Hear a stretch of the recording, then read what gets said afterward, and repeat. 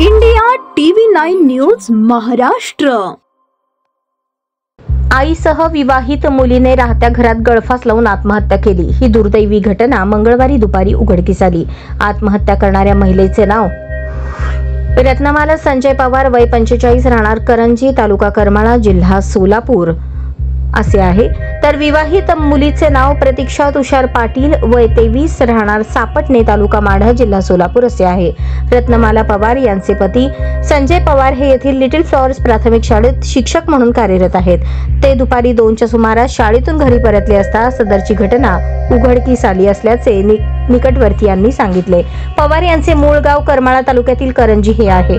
त्यांची मुलगी प्रतीक्षा हिचा विवाह मागील वर्षी झाला होता।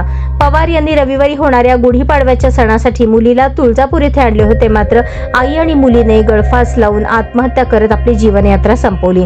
दोघींच्या आत्महत्येचे कारण समजू शकले नाही। माहिती मिळताच तुळजापूरचे पोलीस निरीक्षक अण्णासाहेब मांजरे यांनी घटनास्थळ गाठले।